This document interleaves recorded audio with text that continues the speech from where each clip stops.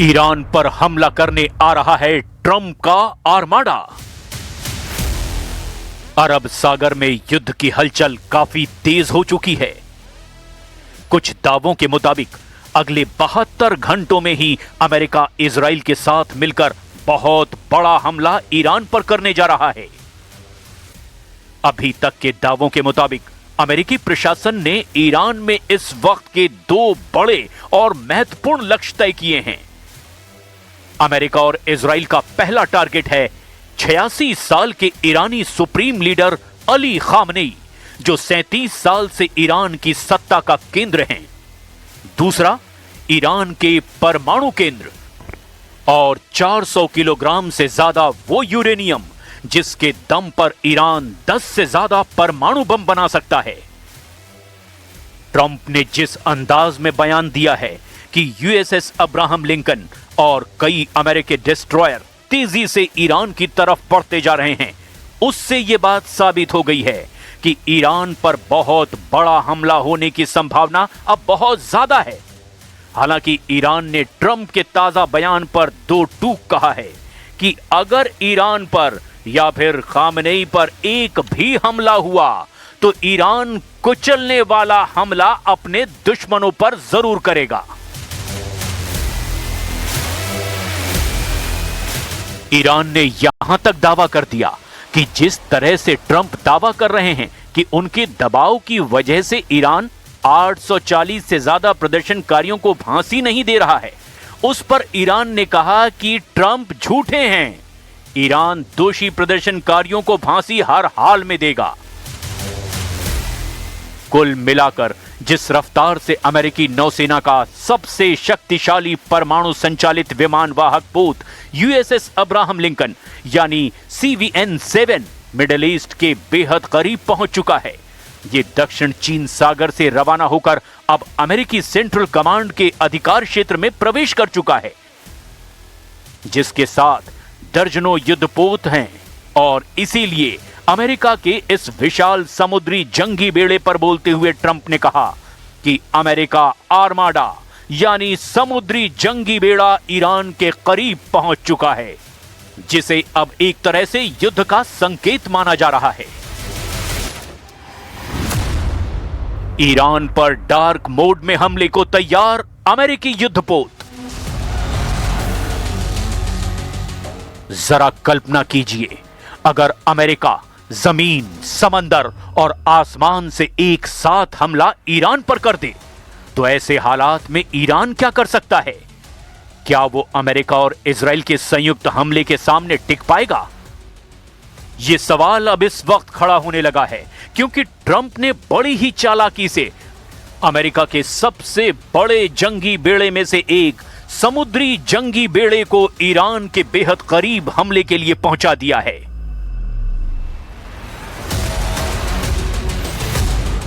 Switzerland के Davos से लौटते वक्त ट्रंप ने अपने एयरफोर्स 1 विमान में पत्रकारों के सामने खुलकर ऐलान कर दिया कि अमेरिका आर्माडा यानी समुद्री जंगी बेड़ा हमले को तैयार है। कुछ खबरों में पहले ही दावा कर दिया गया है कि ईरान इस बार जंग जीतने के लिए नहीं बल्कि दुश्मनों को तबाह करने के लिए आर पार की जंग करेगा। लगभग 3000 बैलिस्टिक मिसाइलें ईरान ने एक ही झटके में हमले के लिए तैयार कर रखी है। अब आप ये भी जान लीजिए कि ट्रंप ईरान पर हमला करने के लिए पूरे जंगी बेड़े को क्यों उतार रहे हैं।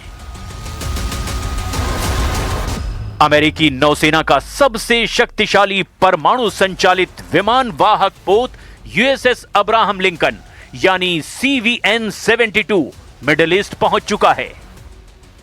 यह दक्षिण चीन सागर से रवाना होकर अब अमेरिकी सेंट्रल कमांड सेंटकॉम के अधिकार क्षेत्र में प्रवेश कर चुका है। अमेरिकी राष्ट्रपति डोनाल्ड ट्रंप ने कहा था कि ईरान बातचीत में रुचि दिखाता रहा, लेकिन इस बयान के बाद तेहरान ने चेतावनी दी कि हमारी उंगलियां ट्रिगर पर ही हैं। इस बीच अमेरिका का सबसे विध्वंसक युद्धपोत यूएसएस अब्राहम लिंकन ईरान के करीब पहुंच चुका है। अमेरिकी aircraft carrier USS Abraham Lincoln के साथ पूरा जंगी बेड़ा चलता है। इस युद्धपोत को अमेरिका के दुश्मनों का काल माना जाता है और कहा जाता है कि ये युद्धपोत अकेले ही ईरान की पूरी सेना को धूल चटा सकता है। इसके साथ स्ट्राइक ग्रुप में गाइडेड मिसाइल क्रूजर, विध्वंसक जहाज, सबमरीन और अन्य युद्धपोत भी शामिल होते हैं। यूएसएस अब्राहम लिंकन को समंदर में चलने वाला सबसे बड़ा जंगी बेड़ा माना जाता है और इस युद्धपोत पर अमेरिका के सबसे घातक लड़ाकू विमान तैनात होते हैं। अमेरिकी नौसेना सुरक्षा कारणों से युद्धपोत को गहरे समंदर में डार्क मोड में चला रही है, यानी इस वक्त युद्धपोत के ट्रांसपोंडर बंद हैं, उसके सिग्नल नहीं मिल रहे हैं। अब आप ये भी जान लीजिए कि जिसे अमेरिकी नौसेना का आर्माडा कहा जा रहा है, उसमें कौन कौन से जहाज हैं जो ईरान के लिए काल बन सकते हैं। इस आर्माडा यानी जंगी बेड़े में शामिल मुख्य विध्वंसक और सहायक जहाज शामिल हैं। यूएसएस अब्राहम लिंकन बेड़े का नेतृत्व कर रहा विमान वाहक पोत है। यूएसएस मोबाइल बे ये एक टिकोन डेरोगा क्लास की गाइडेड मिसाइल क्रूजर है। डिस्ट्रॉयर स्क्वाड्रन 21 यानी डेस्रॉन 21, इसमें कई घातक अर्लेबर्ग क्लास डिस्ट्रॉयर शामिल हैं, जिनमें मुख्य रूप से यूएसएस माइकल मर्फी यानी डीडीजी 112, यूएसएस स्प्रूअंस यानी DDG 111, USS Frank E Peterson junior मतलब डीडीजी 121 साथ साथ चल रहे हैं। इसके अलावा यूएसएस जॉर्ज एच.डब्ल्यू. बुश के नेतृत्व वाले एक दूसरे स्ट्राइक ग्रुप के भी क्षेत्र की ओर बढ़ने की खबरें हैं। इसके अलावा अमेरिका ने मिडिल ईस्ट में अतिरिक्त F-15E स्ट्राइक ईगल लड़ाकू विमानों की तैनाती की है। ईरान के पास फारस की खाड़ी और ओमान की खाड़ी में पहले से ही यूएसएस मिट्शर और यूएसएस मैकफॉल जैसे डिस्ट्रॉयर तैनात हैं। वहीं ईरान की रिवोल्यूशनरी गार्ड्स यानी IRGC ने भी चेतावनी दी है कि उनकी उंगलियां ट्रिगर पर है। ट्रंप ने जिस तरह से धमकी दी है वो ईरान पर बहुत बड़े हमले का संकेत साफ तौर पर दे रही है। Ships going that direction just in case. We have a big flotilla going in that direction, and we'll see what happens. A big force. We have a big force going toward Iran. I'd rather not see anything happen, but we're watching them very closely. खबरदार, जनवरी 2026 वाला Iran अब जून 2025 वाला Iran नहीं है। अगर America और Israel मिलकर Iran पर अगले कुछ घंटों या दिनों में हमला करते हैं तो इस बार ईरान युद्ध जीतने के लिए नहीं बल्कि अपने दुश्मनों के वजूद को तबाह करने के लिए जंग करेगा। जो खबरें आ रही है उसके मुताबिक सुप्रीम लीडर अली खामनेई और उनके कमांडरों ने जिस रफ्तार और तेजी से ईरान के अंदर और ईरान की सरहदों पर अपने आक्रामक तेवर दिखाए, उससे ट्रंप और नेतन्याहू भौंचक के रह गए हैं। ईरान में रूस चीन के हथियार, खामनेई के कमांडर पुतिन जिनपिंग। ईरान को रूस और चीन से मिलने वाली सैन्य मदद को लेकर इजराइल से लेकर अमेरिका तक कोहराम मचा हुआ है। सोशल मीडिया और कुछ समाचार रिपोर्ट्स में दावा किया गया है कि चीन से 16 लड़ाकू विमान ईरान पहुंच चुके हैं। ये दावे कितने सच्चे या झूठे हैं इस पर पुख्ता तौर पर कुछ नहीं कहा जा सकता, लेकिन इतना तय है कि इस वक्त रूस और चीन मिलकर ईरान को एक ऐसा सुरक्षा कवच देने में जुटे हैं जो उसे अमेरिका और इजराइल के भयानक और तूफानी हमलों से बचने में मदद कर सकता है। ईरान रूस से 48 सुखोई 35 लड़ाकू विमानों का सौदा कर चुका है। हालिया लीक हुए सैन्य दस्तावेजों के मुताबिक रूस इनमें से 16 विमानों का पहला बैच तैयार कर रहा है। खबर यह है कि चीन सीधे तौर पर अपने J-20 या J-16 विमान ईरान को नहीं दे रहा, लेकिन वो ईरान को HQ-9B एयर डिफेंस सिस्टम और उन्नत ड्रोन तकनीक की आपूर्ति कर चुका है।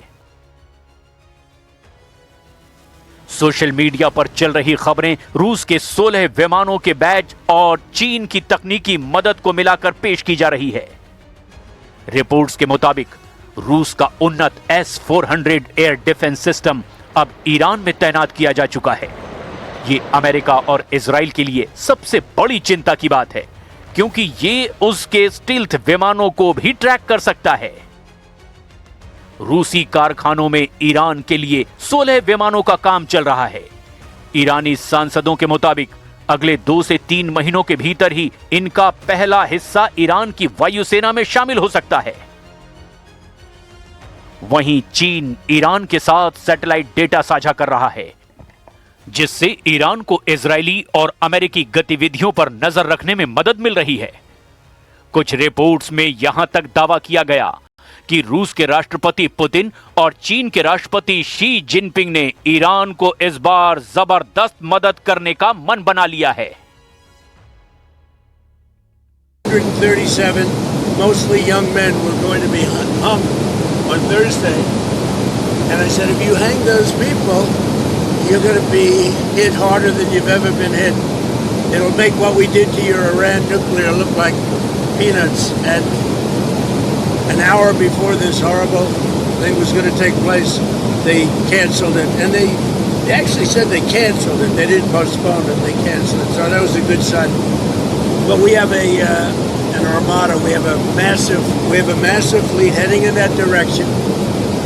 And maybe we won't have to use it. We'll see. अब ऐसे हालात में अगर अमेरिका ईरान पर हमला करता है तो यकीन मानिए ईरान भी अपनी मिसाइल ताकत और रूस और चीन के दम पर कुचलने वाला जवाब जरूर देगा। इसमें कोई शक नहीं है।